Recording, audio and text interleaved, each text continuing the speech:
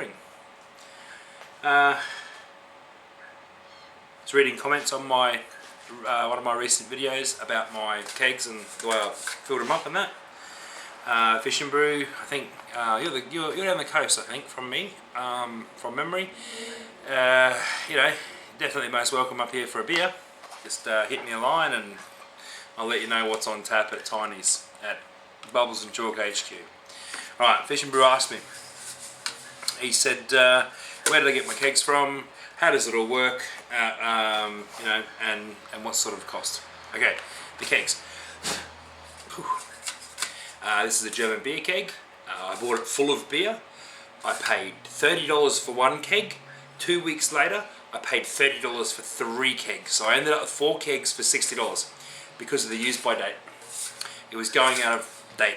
So always, guys, if you go into a brew store, always check the best before date. Because if it's going close to the date, the shops will generally sell it to you cheaper. If not, then don't buy from that store. Anyhow, the way these keg works is when you buy it full of beer, you take it home, you chill it, and this actually comes out. This one's stuck because it's been sitting in there. You can see the dust and shit on top. It's been sitting there for quite a while. I need to rinse it with some hot water and that'll just pop out. What happens is, that's a little tap and it pops out about that far. It's got a red button on it. You push the button and this thing is under pressure. This keg is under pressure. So you press it and the liquid comes out for about a glass and a half. It comes out like a shot. You know, it's under a little pressure. Then it'll reluctantly want to come out, obviously, because it's got negative pressure. So that bung is what's in the top of it. That's what you see from the top. Oop. That's what you see from the top when you look there. Okay, and what the instructions on the tin say, get a screwdriver or something and push that plastic device out. Boom! And that falls into your keg. So then you're left with the bung with a hole in it. The beer becomes gravity fed. It can suck air in as the beer's coming out. Now that's the tricky part to get out. That is an effort to get out. You don't want to damage the keg, but this thing is designed to only just fit.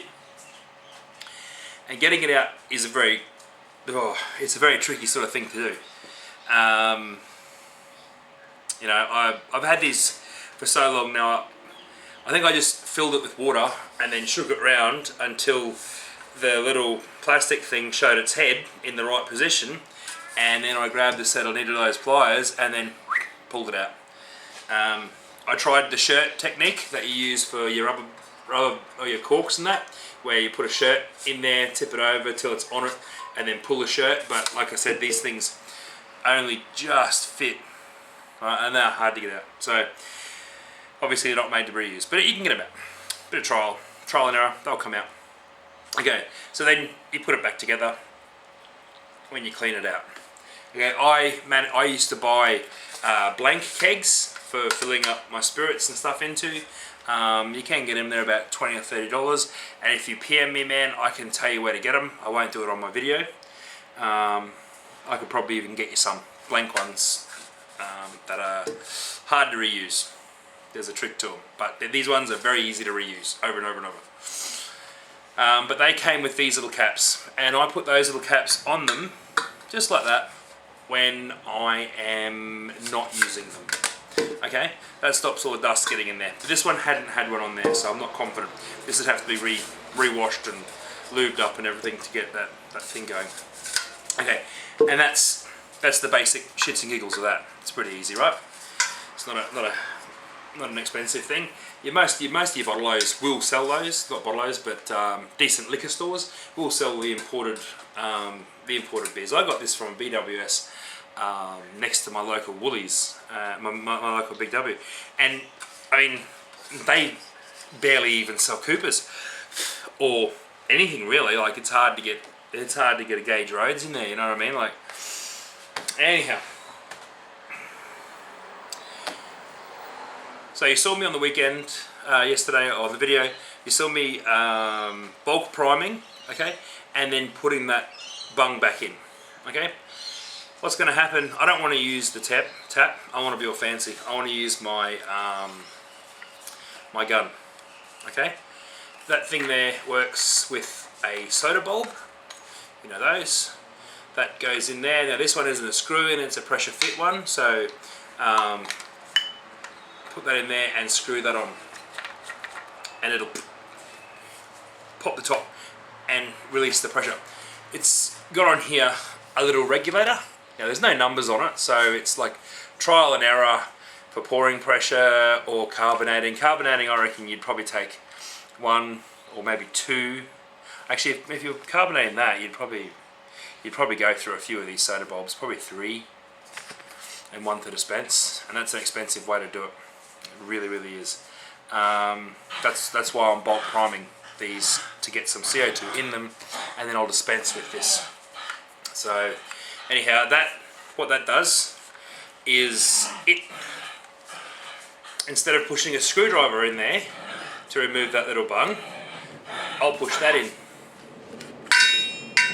Okay?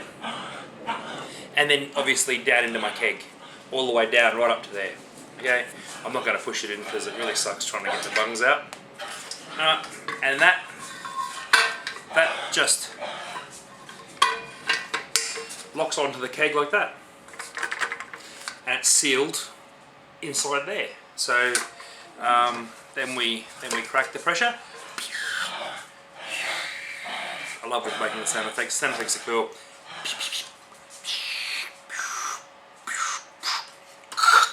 Oh no! I'm out of beer! That's why I made 3. Okay. There's not really much to them. You have to be careful because they do look very thin, and if any of you guys know and subscribe to Immoladius, he has done videos on these ages and ages and ages ago when he was doing the homebrew videos. Immo, if you're out and about, cheers buddy. Haven't seen you in a while. Yeah, he's done videos on these and like, good catch. They do feel thin, like they are thin. They're not made to reuse. But you know, as home brewers, that's what we do. We do that sort of stuff. We reuse them. So you don't want to drop it. You don't want to over carbonate it. If you were talking about being an introduction to kegging, definitely you don't need this. You don't need this. If you bulk prime this, it's already got a tap on it.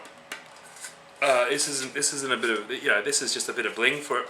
It cost me I think $40 on eBay, on the eBay, and I bought it 2.5 years ago. Okay, it's plastic. It looks like it would break if you drop it or manhandle it. You don't want to, you know, it's all plastic. There's a little metal pin there and there's a metal apparatus holding the gas in there, but everything else is plastic. If you can see, it's all, you know, everything's plastic. So $40 just for a bit of a bling on the keg, just to have it look fancy, but you really don't need it. If you get these, they're a good investment, and you bulk prime them. The tap is obviously drawing off there, so any sediment will sit on the bottom as long as you don't disturb it. And really, as home brewers, who cares about sediment? Look at that little nasty little cloudy bitch. That's a Mosaic Ella sort of, I don't know, it's a mix, it's a brew. It's high alcohol, smells like fruit salad, tastes great, drinky. But yeah, Fish and Brew, if it helped, I hope it helped you out. I hope it helped anyone else out there with these sort of kegs. Sorry, the video is a bit long-winded. This is only my second beer. They get a bit shorter as I get drunker. But yeah, look out for these kegs in your local bottle-o. They are extremely good, handy. You know, having 4 of them, that's a 20-litre batch. And obviously if you're putting them away for an extended period of time, you know, you really want to only do the lagers and that, because your IPAs and everything will you know, the hops will separate and the smell will come off them, and their flavour will change a lot. So that's why I do the lagers for them. You know, lagers will sit a lot better. I'm just hoping that being Saturday when I Sunday, sorry, was it Sunday? I think so. Sunday, when I did that video on the kegging of those, that it is actually ready for when I need them, because that beer had been crash chilling for some time. Cat, go and get that bird. It's just out there on the tree. Look, I've got a beer cat sitting here. She's come. A bird's just out there on the tree. I can't see it. It's just far in the corner. Little beer cat here, and it won't even eat a mouse inside. I think I need a new beer cat. Don't claw on my pool table. Cats, man. Anyhow, off topic. Off topic. What was I saying? Lagers, yes, lagers in them. IPAs, if you go brew them and drink them quick. Hopefully, yes, hopefully a week is enough to get some level of carbonation in them. I felt them today. They still feel a bit cold. That beer had been crash chilling for a week at 5 degrees or 4 degrees or something. So that beer is, most of the yeast is out of suspension. There has to be some left. There has to be, which will promote longer carbonation times. And I did go for, at 20 degrees, 2.6 volumes or 2.6 per litre of CO2 per litre of liquid, which worked out to be, as I said, 35 grams per barrel, which is slightly higher, but I want a fizzy drink. I'm going to serve them on ice, but the event that I'm actually going to was the date has changed, so that's moved forward to this weekend. So you know, I've got to do what I've got to do. It's got to be the way it is when I get there. So cheers, guys. Hope this little follow-up video helps anybody. I'm just like to add, I think you can buy these bungs. I think if you watch Immoladius's video, as I mentioned him before. Now, Immo, you guys know Immo, come on. If not, ask around. I don't have the link on me. I'm not going to put it on here because I'm a lazy ass home brewer. I can't even get off my ass and go and buy a beer. I got to sit at home and make it. It's easy. But yeah, he's got links in his videos of where to get these. I didn't need to buy them because mine came with them. Anyhow, guys, I've taken too much of your time already this week. I'll probably do another video in saying that. Remember, beer makes you smarter.